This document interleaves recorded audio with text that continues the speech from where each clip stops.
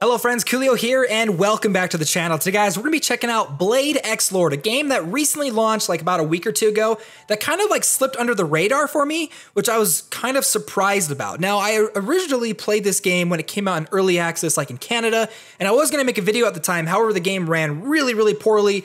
Loading times were ridiculous. It was a hot mess. And so I decided not to make a video, and I would just wait for the official launch, and hopefully they would fix a lot of those bugs and issues. Well, the game officially launched about a week or two ago, and there wasn't really a lot of fanfare behind the game. Like I said, it kind of slipped under my radar. I didn't even really initially know the game launched unless like maybe like a few days ago I found out. So I decided to jump in and start playing the game. And I was initially like, okay, there's gotta be some kind of problem with this game or some kind of issues that made it so like the player base wasn't really sharing the information about the game. But I have to say, like, this is actually a pretty good gacha game. And I have to say, one of the most underrated games I've played recently. Now, there are two major concerns. Well, they're not even that big of concerns, but I think two things that a lot of new players jumping into the game may be a little bit off-put about it.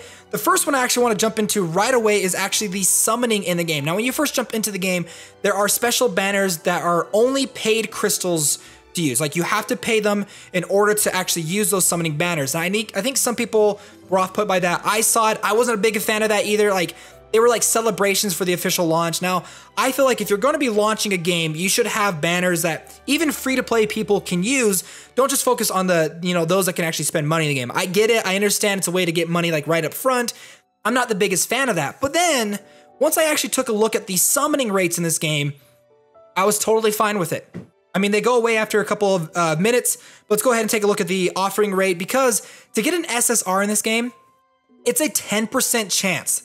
That's freaking high. Like, I don't think I've ever seen another gacha game with that high of a percentage in order to summon an SSR unit. Now, if you actually take a look at that, it is broken into units and weapons. And yes, I know a lot of us are not fans of when they combine those two together, but it's a 6% chance to get a unit and a 4% chance to get a weapon at the SSR rating. Those are still really high percentages or a gacha game to get some of the higher tiered units and stuff. Now, if you actually look at it, when you look at the SR and R ones, they're only weapons, so it looks like getting units itself, it's a 6% chance to get a unit overall.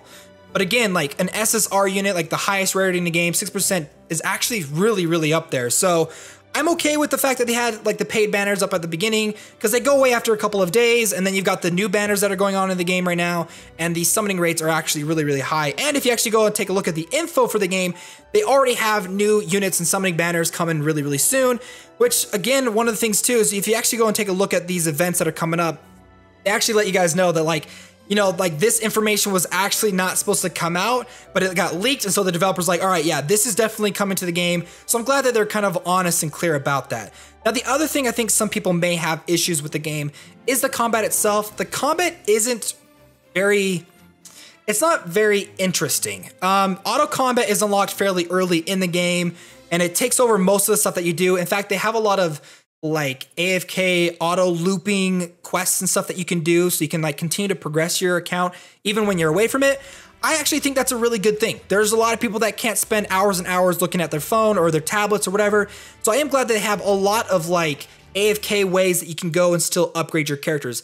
That's a plus for me. I think that's really cool.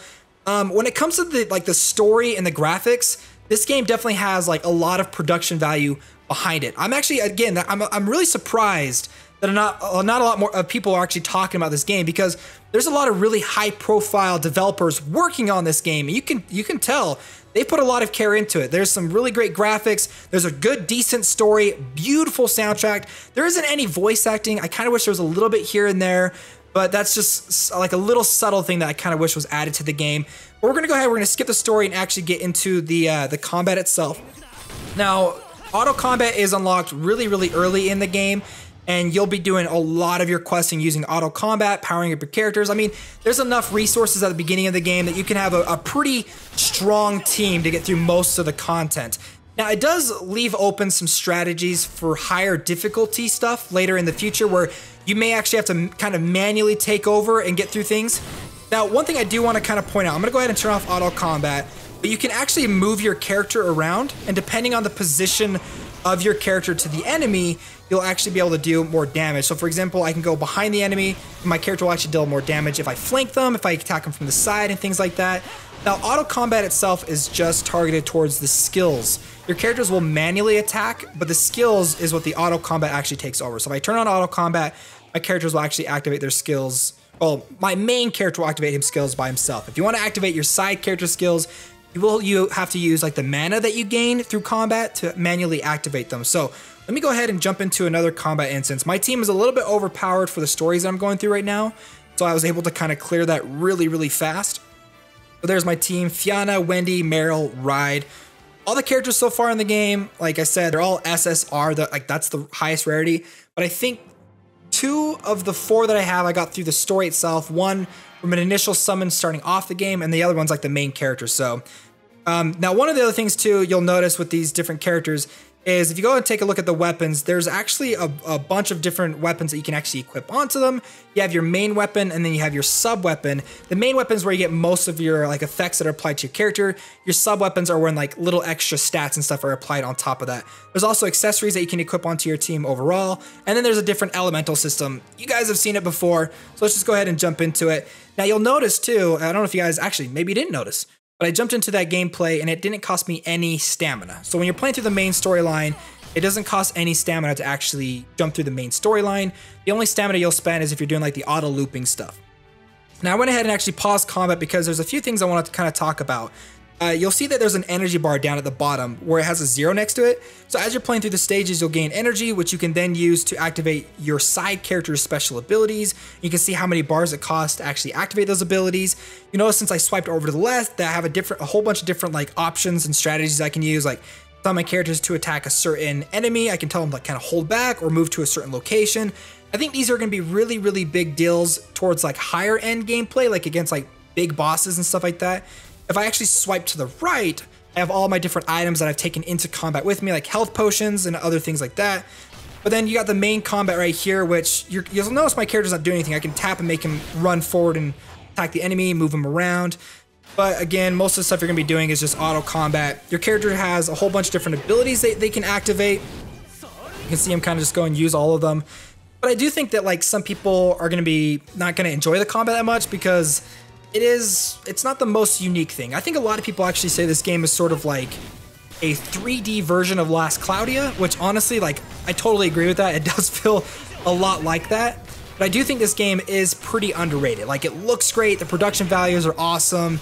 Besides, like, the combat being a little bit stale, I honestly think this game is really underrated and more people should give it a try. And you notice I just broke the boss. This is something that you'll see in a lot of these sort of Japanese style RPGs where you can break the boss. When you break them, it stuns them. You deal like a massive amount of damage to them. Just defeated that boss. Finished the stage. I love this new character. I think I got her through the main storyline. I think she looks really, really great. So with combat and all of that out of the way, let's actually go and take a look at our characters right now because the progression in this game, it's pretty simple, but at least you don't have to, you don't have to do duplicates. I know right now that's kind of a big hot topic. There's a lot of people not super excited about games that require you to summon duplicates of characters in order to progress them. Now, the main way that you progress characters in this game is there's 2 different ways that you can do it.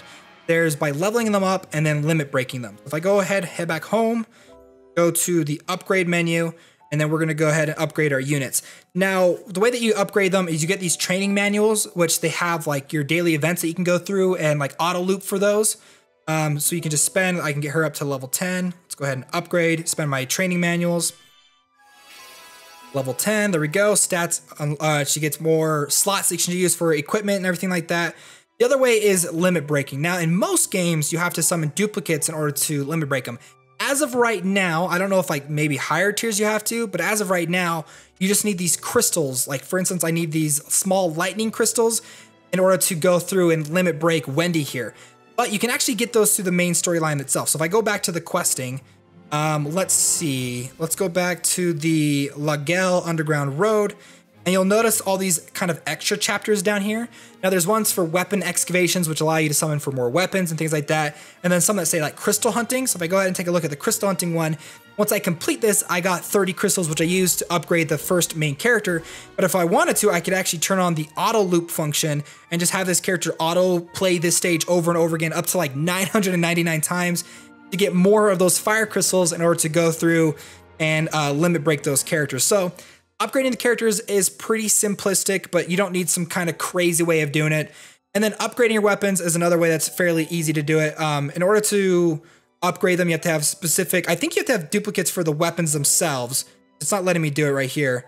But for the upgrades of the actual weapons right here, all you need to do is just use weapons that you're not using to go ahead and upgrade them right there. So with all that out of the way, we're finally going to get into doing some summons. This is something that I've been kind of really anticipating because you don't get a lot, like you get like 2 free characters from the story, and then you have to kind of save up your premium currency to go and do the summons. And so I haven't done any summons just yet.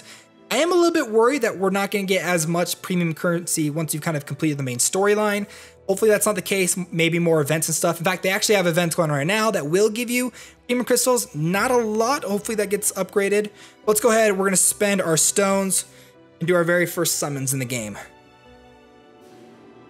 Ooh, it's a rainbow. I'm assuming that's an SSR.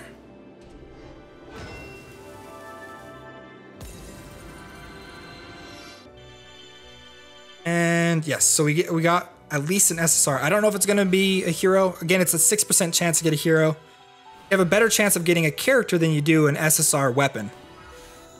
I do like the looks of some of these weapons. Sidewinder, that looks awesome.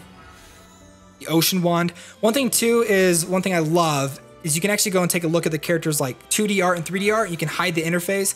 I love that in games. They have some really, really beautiful art in this game. Chevalier. Okay, and then the next one after this, so God's Jaws, the next one after this should be either a weapon or a character. So we got a character. SSR, and her name is Serena, Envoy of the Gods. And so I think I'm just gonna kind of leave it right there. So that's the summoning in the game. So if you guys enjoyed today's video, if you guys want to see more videos, oh, I do not want to rate that. I don't want to rate it right now. If you guys want to see more videos on this game or any other games that you guys have suggestions for, let me know down below in the comments. Okay, friends, my name's Koolio, and I'll see you next time.